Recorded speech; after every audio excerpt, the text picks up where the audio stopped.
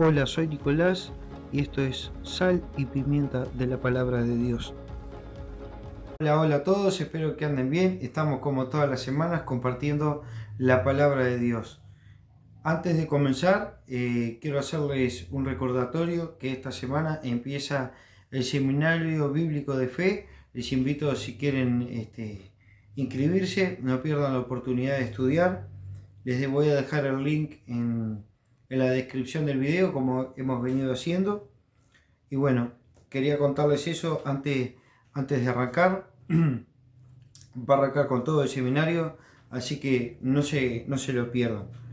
Bueno, hermanos, estamos con un tema bastante controversial esta semana, un tema bastante interesante. Siempre trato de traer algún tema que nos pueda abrir la mente, que nos pueda abrir, por supuesto, el corazón al Evangelio y podamos entender con más profundidad la palabra de Dios.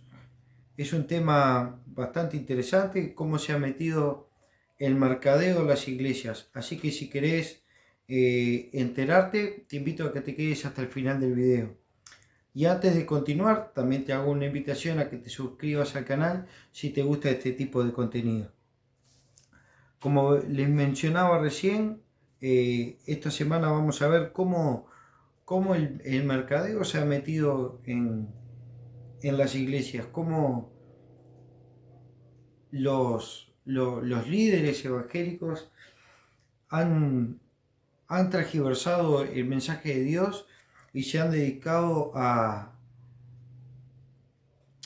utilizar el mercadeo en las iglesias como motivo principal.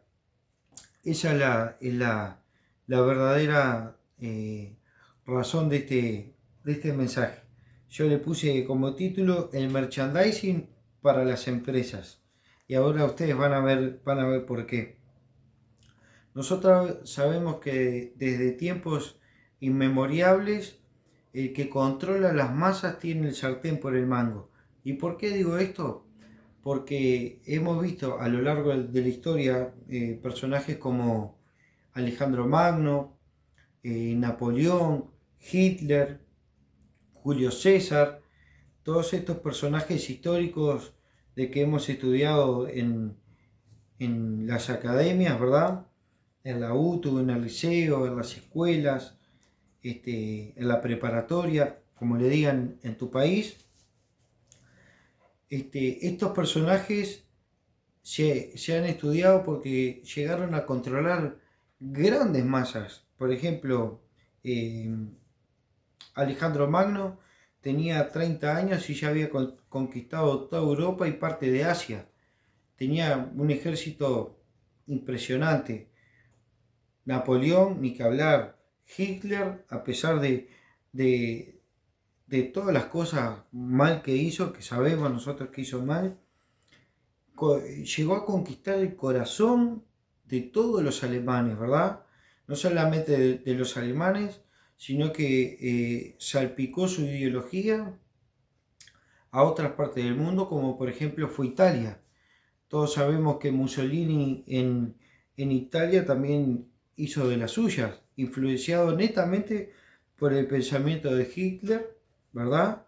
Y cómo influyó en, en la sociedad, y no hace mucho tiempo. Esto se dio en la época de entre el 40 y el 50, ¿verdad? Y, y bueno, esas personas tenían clarito que si controlaban a las masas, iban a tener el sartén por el mango. Es una expresión bastante coloquial de acá del Río de la Plata, tener el sartén por el mango, pero quiere decir que tienen el control de todo, ¿verdad? Estos personajes lo sabían muy bien. Y, y no solamente estos personajes lo sabían muy bien, sino también personas que nosotros podemos ver en la Biblia, lo tenían bastante claro también. y entre ellos estaban los fariseos, ¿verdad? Personas que trataban de controlar la muchedumbre de gente, y otro muy particular que le dio inicio a la Iglesia Católica, el emperador romano Constantino. El reino de Roma se había dividido en dos y se estaban peleando uno con el otro. ¿Y cómo hace Constantino para ganar esa lucha? Supuestamente, entre comillas, recibió un mensaje de Dios que lo iba a ayudar en la batalla. Y allí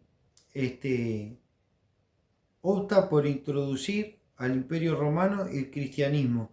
Ya había dejado por esa visión, había dejado la idea de seguir persiguiendo a los cristianos y unir la religión, la fe, con la política. Y allí nació la Iglesia Católica, ¿verdad? Esto lo pueden estudiar, es historia universal, pero así es como logra Constantino meter la fe y la política. ¿Para qué?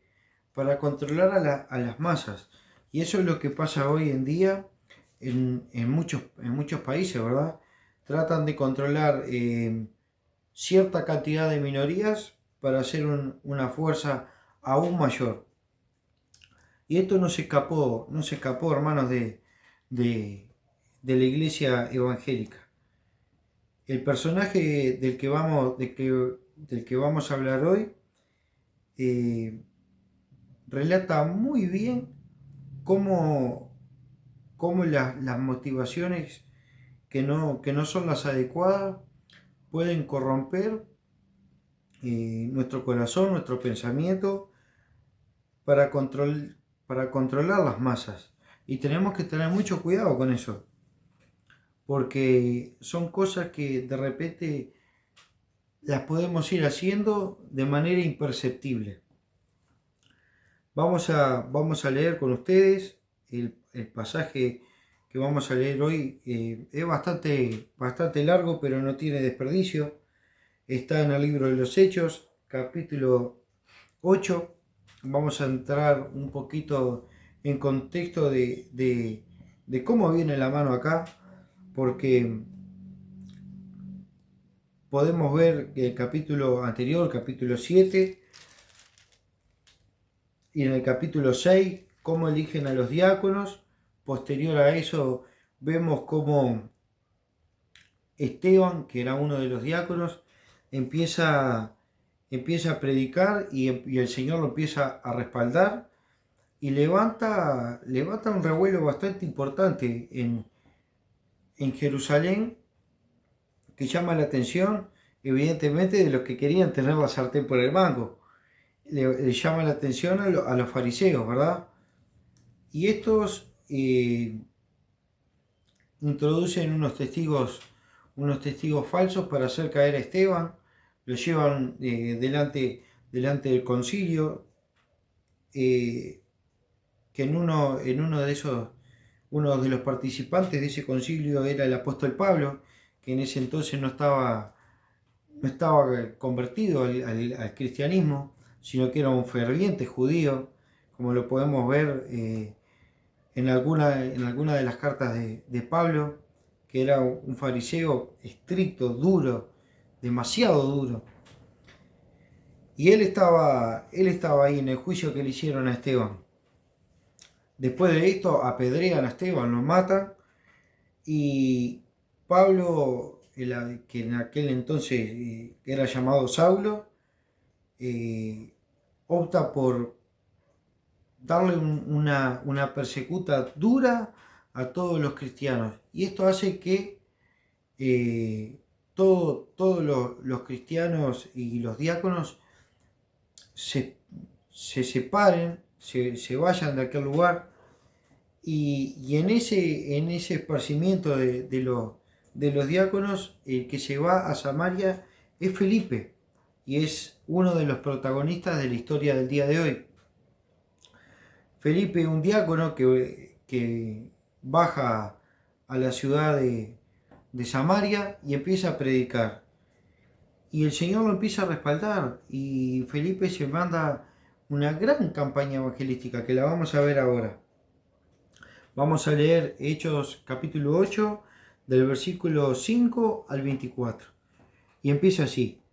Entonces Felipe, descendiendo a la ciudad de Samaria, les predicaba a Cristo, y la gente, unánime, escuchaba atentamente todas las cosas que decía Felipe, y oyendo y viendo las señales que hacía, porque de muchos que tenían espíritus inmundos salían estos dando grandes voces. Los que estaban poseídos por demonios eran liberados y evidentemente salían repartiendo el milagro que Dios había hecho en sus vidas. Y dice que salían dando grandes voces y muchos paralíticos y cojos eran sanados. Así que había gran gozo en aquella ciudad. Imagínense que Felipe descendía a esa ciudad, empieza a predicar de Cristo, empieza a predicar del Evangelio y empiezan a ocurrir milagros. Gente que era endemoniada, estaba endemoniada, empezaba a ser libre. Empiezan personas que estaban con problemas de salud a ser sanadas y empieza un gran mover en aquella ciudad. Y esto llama la atención al otro personaje de la historia, que es del que vamos a hablar, y vamos a ver cómo él quería tener la sartén por el mango. Dice así en versículo 9, pero había un hombre llamado Simón, que antes ejercía la magia en aquella ciudad, y tenía atónita a toda la gente de Samaria, haciéndose pasar por algo grande. A este oían atentamente todos, desde el más pequeño hasta el más grande, diciendo, este es el gran poder de Dios. Ustedes imagínense que no en vano tenía el apodo de Simón el Mago. Yo compartí una vez un mensaje en Facebook que decía que el cristianismo está de moda. Y lo que hacía Simón en aquella época era porque había escuchado el gran revuelo que había ocasionado la muerte de Jesús y la resurrección y todo su ministerio que tuvo Jesús en la tierra. Y esto llegó evidentemente a los oídos de este hombre. Nosotros sabemos que las noticias, alguna en particular, se corren como reguero de pólvora, ¿verdad? Y Simón había escuchado todas esas historias. Y él, evidentemente con un poco de magia, que ustedes lo pueden corroborar, eran como trucos de conciencia, ¿verdad? No era magia como la que veíamos de los magos de Faraón. Estos eran trucos científicos. Esa es la idea que yo quiero mostrarles, que ustedes capten. Como los magos de ahora, que son ilusionistas. Son cosas, trucos que a simple vista no se ven y parecen magia. Esto era lo que hacía Simón el Mago. Este hombre, aprovechándose de esa fama que había hecho Jesús y el Evangelio, decidió llamarle a todos esos trucos que él hacía el poder de Dios. ¿Para qué? Para golpear gente, para tener seguidores, para tener una cierta influencia en la sociedad y un cierto tipo de poder. En aquella época, como ahora, los que pueden juntar grandes masas de gente son gente llamada de mala manera importante. En aquella época era igual. Jesús denunció varias veces el pecado de los fariseos porque a ellos les gustaba dar grandes voces en la plaza para amontonar gente y que la gente los aplaudiera por el tipo de espiritualidad que tenía, que no era tan así, ¿verdad? Entonces, siempre a lo largo de la historia, el que agolpaba masas, el que juntaba gente, tenía cierta influencia en la sociedad y cierto tipo de poder. Y Simón el mago quería eso. Pero ahora pasó algo distinto. Vino un extranjero con grandes milagros y prodigios, predicando lo que él supuestamente predicaba, que era el poder de Dios. Él dice el versículo 11, dice, y estaban atentos porque con sus artes mágicas les había tenido atónitos por bastante tiempo. Ustedes pueden corroborar en algunas versiones que dice que lo tenía de boca abierta, totalmente fascinado por los trucos de Simón, ¿verdad? Pero cuando creyeron a Felipe, que anunciaba el Evangelio del reino de Dios y el nombre de Jesucristo, se bautizaban hombres y mujeres. También creció Simón mismo, y habiéndose bautizado, perseveraba junto a Felipe. Ustedes pueden corroborar en algunas versiones que lo seguía embobado a Felipe por cómo él hacía milagros y prodigios. Este hombre quedó totalmente fascinado del poder de Dios que demostraba Felipe, porque todos sabemos que nosotros somos vasos de barro, totalmente frágiles y nada fuera de lo común, pero lo que tenemos adentro de ese vaso de barro es al mismísimo Dios. Nosotros somos portadores de Dios, y si nosotros dejamos fluir a Dios, nosotros podemos manifestar a nuestro alrededor todo lo que el Señor Jesucristo hizo en su ministerio. El Señor dijo, ustedes van a hacer mayores obras que las que yo hice en la tierra. Mayores en cantidad, no en calidad. El Señor lo dijo, y eso aplica para hoy en día. El que se deja utilizar por Dios, pero tiene que tener un corazón sano, limpio, una mente aprobada por el Señor, va a empezar a manifestar los dones del Espíritu Santo en cierta medida, y va a empezar a trastornar el medio ambiente que los rodea.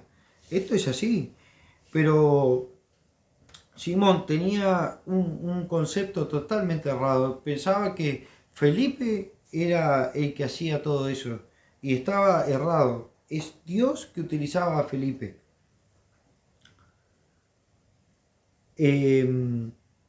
Versículo 13 dice, también creyó Simón mismo, y habiéndose bautizado perseveraba junto a Felipe, y viendo las señales y grandes milagros que se hacía, estaba atónito, como veníamos diciendo recién. Estaba totalmente embobado por las cosas que hacía Felipe. Y cuando los apóstoles que estaban en Jerusalén oyeron que en Samaria habían recibido el Evangelio, enviaron allá a Pedro y a Juan, los cuales descendieron y oraron por ellos para que recibiesen el Espíritu Santo, porque aún no había descendido sobre ninguno de ellos, sino que solamente habían sido bautizados en el nombre del Señor Jesús. Entonces les imponían las manos y recibían al Espíritu Santo. Cuando vio Simón que por la imposición de las manos de los apóstoles se daba el Espíritu Santo, les ofreció dinero diciendo, dadme también a mí esta potestad para que cualquiera a quien yo imponga las manos reciba el Espíritu Santo. Cuando Simón vio que los apóstoles imponían las manos, que era una costumbre de la época, porque vamos a ser sinceros, ese es otro punto de lo que vamos a hablar ahora un poquito más adelante, el Señor no precisa que nosotros toquemos a nadie. El Señor es omnipotente y omnipresente. Él puede hacer lo que sea, donde quiera y cuando sea. No precisa que nosotros impongamos las manos a nadie porque es peligroso y lo vamos a ver más adelante ahora en unos instantes. Cuando Simón vio que los apóstoles imponían las manos y recibían el Espíritu Santo, dijo, esta es la mía, si yo puedo obtener ese poder, voy a tener mucho más gente que la que tenía antes. Y de la misma manera que tenía Felipe en ese entonces. Iba a amontonar la misma cantidad de gente y él no se podía perder esa oportunidad de tener ese poder para influir y evidentemente beneficiarse a sí mismo. Y eso es uno de los... Vamos a hacer un stop por acá. Y eso es uno de los puntos que yo quería compartir con ustedes el día de hoy.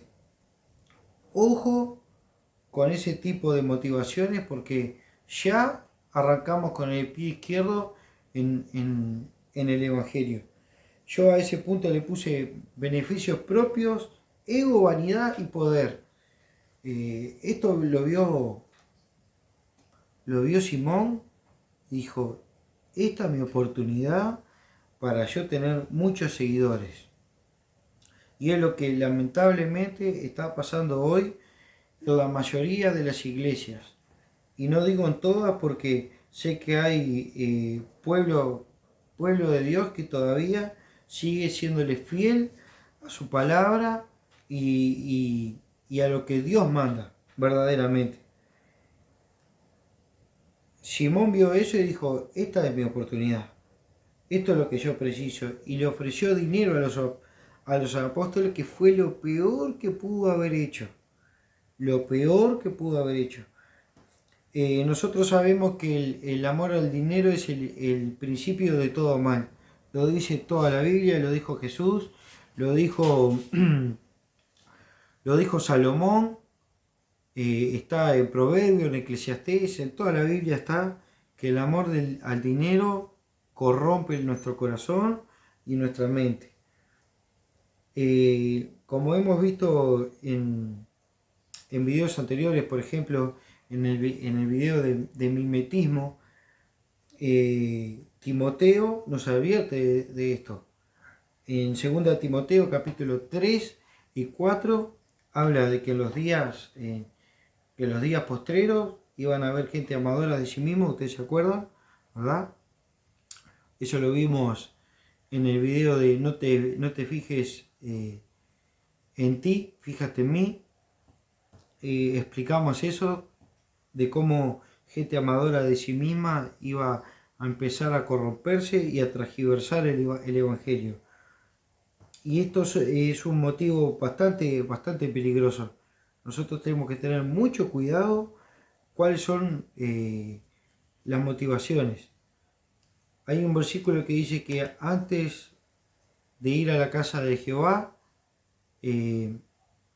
fíjate tu pie. Y en ese contexto es las motivaciones. ¿Qué motivación tengo yo de ir a la casa del Señor? ¿Es por agradecimiento? ¿Es para pedir? ¿Es para hacerme ver? Tenemos que tener mucho cuidado con eso. Simón dijo, esta es la mía. Yo quiero beneficio, yo quiero poder, yo quiero que me miren a mí, quiero agolpar gente. Y eso tenemos que tener mucho cuidado. Y eso le da paso al siguiente punto, que es que nos olvidamos del producto principal, que es Cristo. Nosotros, miren, yo tengo una botellita de agua acá que me viene de ejemplo. Nosotros tenemos esta botellita que es de una marca X, vamos a ponerles X a la marca. Y empezamos a sacar subproductos de esta botellita de agua, pero nos olvidamos de la botellita. Y eso es lo que nosotros tenemos que tratar de evitar. Ese es el mercadeo. Nosotros tenemos que mostrar el producto original, al producto que verdaderamente tiene el poder que tiene que tener, que es Cristo. Todas las cosas que vienen después son cosas que nos separan de la verdadera imagen de Cristo. Y hay que tener mucho cuidado. El segundo punto que yo tenía para compartir con ustedes es eso, que olvidamos al producto principal, que es Cristo. Y acá vamos a entrar en otro terreno bastante delicado. ¿Por qué? Porque hay una cantidad de subproductos en el Evangelio que son el mercadeo. ¿Y qué quiero decir con esto? Y vamos a ver varios ejemplos para que se entienda. El aceite de la unción, los diezmos, el jabón de la descarga, que no lo vemos netamente en la iglesia evangélica, pero hay otras ramas del evangelio, lo digo entre comillas, que te venden un jaboncito de la descarga para que a vos te vaya bien. Y son todo tipo de fetichismo que no te llevan a ningún lugar. Y hay un pasaje que el mismo Señor Jesús se enoja mucho porque iban a vender sus productos a la casa de Dios. Lo podemos ver ahí en Juan, está en todos los evangelios, pero como lo cuenta Juan, le da una impronta distinta a los demás evangelios y le da como un sentido de cómo el Señor Jesús se enoja verdaderamente con esta situación. Dice así, Juan capítulo 2, versículo 13, y sí, vamos a leer hasta el 16. Dice, estaba cerca de la Pascua de los judíos y subió Jesús a Jerusalén y halló en el templo a los que vendían bueyes, ovejas y palomas y a los cambistas allí sentados. Y haciendo un azote de cuerdas, echó fuera del templo a todos, y a las ovejas y a los bueyes, y esparció la moneda de los cambistas y volcó las mesas. Y dijo a los que vendían palomas, quitad de aquí esto, no hagáis de la casa de mi padre casa de mercado. Acá vemos la unión del título con el mensaje. Jesús le dijo, no hagan mi casa casa de mercado. ¿Pero por qué lo dice?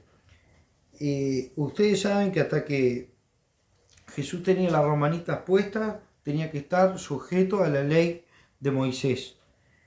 En la ley de Moisés habían ciertos ritos y rituales y requisitos que Dios evidentemente se los pidió a Moisés, que los judíos tenían que cumplir. Uno de ellos era el de la purificación de la lepra. Tenían que llevar unas palomitas y bueno, un montón de cosas que lo pueden leer ustedes en Levítico. Entonces, ¿qué hicieron los fariseos? ¿Qué hicieron los judíos bandidos? Llevaban al templo todos aquellos subproductos que demandaba la ley de Moisés. Y no iban para ayudar al hermano, iban para hacer dinero, iban para hacer plata. Ellos no estaban ahí porque decían, bueno, yo tengo que vivir de alguna manera, voy a llevar los bueyes, voy a llevar las cosas que tengo que llevar, que pide la ley de Moisés para ayudar a los hermanos. No, ellos se aprovechaban de la pecaminosidad de la gente que iba al templo a arreglar las cuentas con Dios para hacer plata. Y eso es lo que lamentablemente está pasando hoy en las iglesias. Muchos líderes cristianos se aprovechan de la pecaminosidad de la gente que va a buscar arreglar las cuentas con Dios y va a demostrarle su agradecimiento, su amor a Dios y va a la iglesia y le venden sus productos.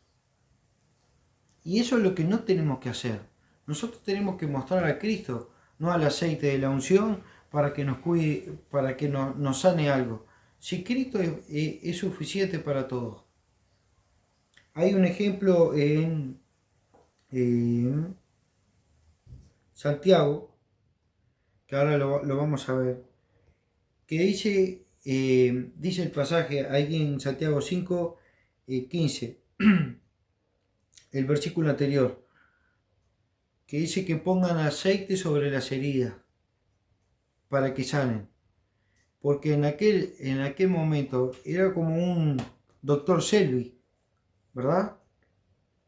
Para sanar las heridas, el aceite. Y Pablo le dijo a Timoteo que tomara un poco de vino a causa de sus enfermedades. No era que el aceite iba a sanar la enfermedad porque era milagroso. Dice la palabra, dice que la oración de fe sanará al enfermo. La oración de fe, nuestra fe depositada en Jesucristo, no ese aceite. Muchas veces vemos en iglesias que se pide el diezmo para que te vaya bien. Y eso está mal. Eso es un subproducto de la fe. No podemos nosotros ir con la motivación de ir a diezmar para que no nos falte la plata. Porque Dios nos dice que tenemos que ser diligentes con lo que Él nos da. Para que nos vaya bien en el mes. Y no nos falte dinero. Tenemos que nosotros ser diligentes. No diezmar para que nos vaya bien. Porque si no le restamos poder al Señor Jesús, pensamos que Él no tiene tanto poder para suplir. El diezmo sí. No es así, hermanos. Nosotros no podemos hacer un mercadeo y entrar a vender artefactos y cualquier tipo de fetiche y no me sale ahora la palabra, simpatías. No podemos ir a la iglesia a pedir una simpatía para que nos vaya bien. Llevar la prendita de un niño enfermo o el saco de la abuela porque la abuela está enferma y no puede ir a la iglesia. ¿No sabe Dios que la abuela está enferma? Dios sabe que la abuela está enferma en casa, o que nuestro hijo o nuestro sobrino, nieto o nenito enfermo que esté, el Señor sabe que está enfermo.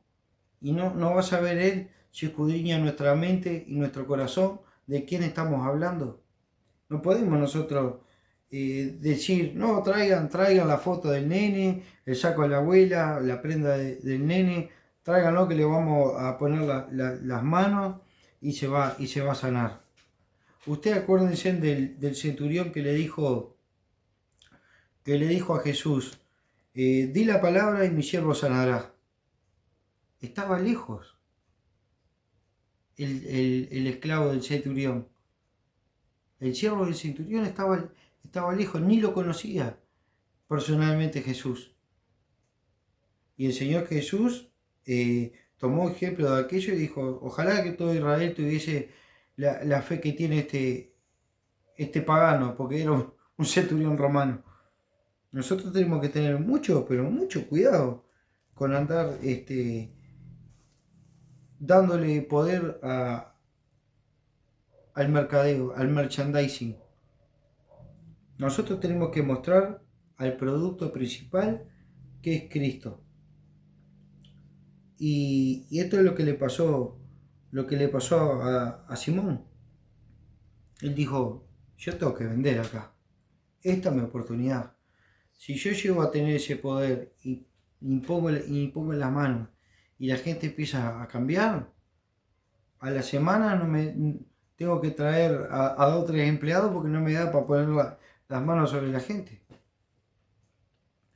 Tenemos que tener mucho cuidado con eso. Y eso le da paso al siguiente punto, que es que el Evangelio no está en venta. Y ahora lo vamos a ver. Versículo 20.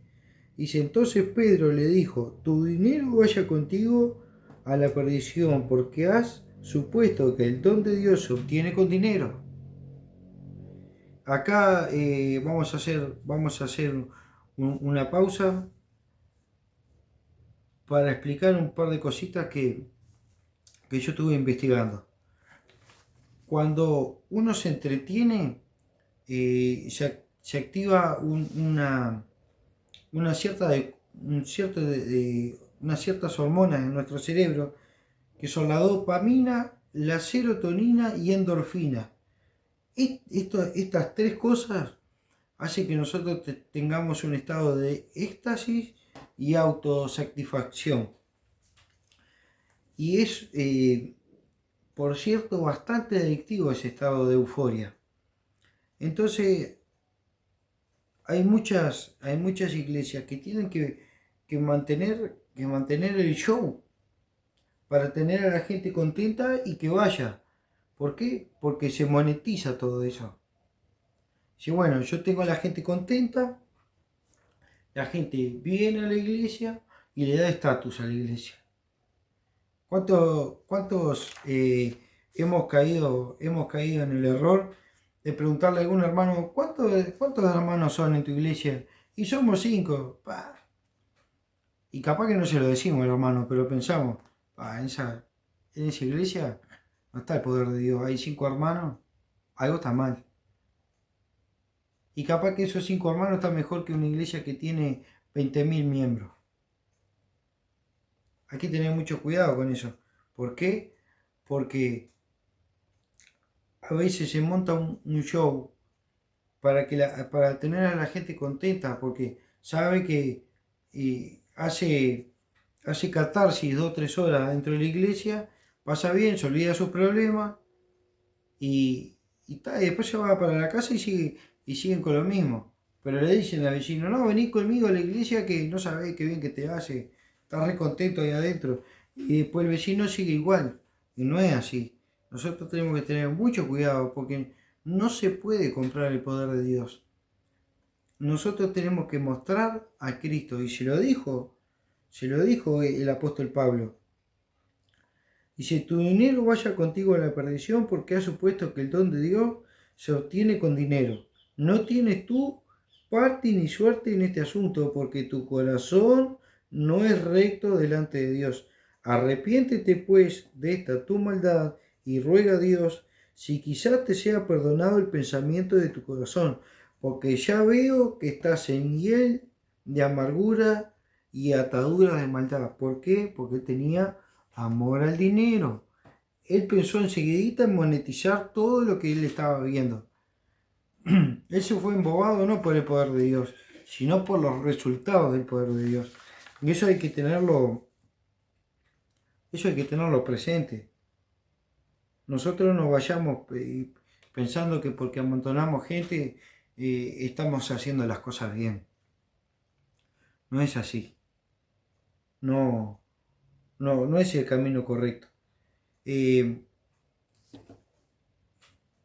Mientras desarrollaba este mensaje se me vino a la mente una película, calculo que alguno de ustedes la habrá visto, que se llama El libro de Lee. ¿Y de qué trata la película?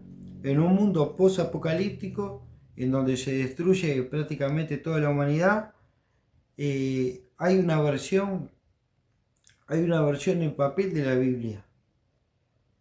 Y hay ciertos líderes de esa sociedad que saben que la gente está necesitada y busca de Dios. Y el que obtuviera ese libro iba a dominar a toda la gente que estaba allí. Y se pelean por la Biblia, pero no para conocer a Dios, sino para manipular a la gente. Y esto lo sabe el enemigo también. Y muchas veces utiliza a personas que no quieren saber nada de Dios. Lo que quieren es dinero. Por eso el apóstol Pedro le dice, ya veo que estás en hiel de amargura y ataduras de maldad. No se puede vender el Evangelio. No está en venta. Nosotros tenemos que mostrar a Cristo y que la gente acepte a Cristo no por sus beneficios, sino porque Él vino a restaurar eso que teníamos en el principio con Dios. Nosotros sabemos que estamos muertos en delitos y pecados. Y el Señor Jesús vino ¿a qué? A rescatarnos de ese estado para que podamos entrar al cielo. Nosotros no nacimos para estar condenados. Nosotros nacimos para adorar a Dios, para estar cerca de Dios. Pero la metida de pata de Adán nos condenó a todos, porque se pasa el pecado de generación en generación. Ese pecado original. Entonces nosotros tenemos que tener cuidado que el Señor no vino a mí a sanarme de la asiática o de algún problema de salud que tenga, a darme estatus, confort y un montón de cosas más. Él vino a rescatarme porque yo estoy perdido. Entonces nosotros tenemos que primero aceptar al Señor Jesús porque Él nos ama y nos quiere rescatar de ese destino que yo no se lo deseo a nadie. Para estar en la gloria eterna. Después todo lo demás viene por añadidura, como dice su palabra. Primero el reino de Dios y su justicia, y las demás cosas vendrán por añadidura. El Señor no quiere que nosotros pasemos mal, pero tampoco quiere que nosotros estemos detrás de Él por los beneficios, solamente por los beneficios. ¿Cuántos adultos hemos regañado a niños chicos porque son interesados? Nosotros tenemos que a veces también autoanalizarlo y decirnos, bueno, ¿qué es lo que estoy haciendo yo? ¿Por qué voy a la iglesia? Es como veníamos hablando hace un ratito.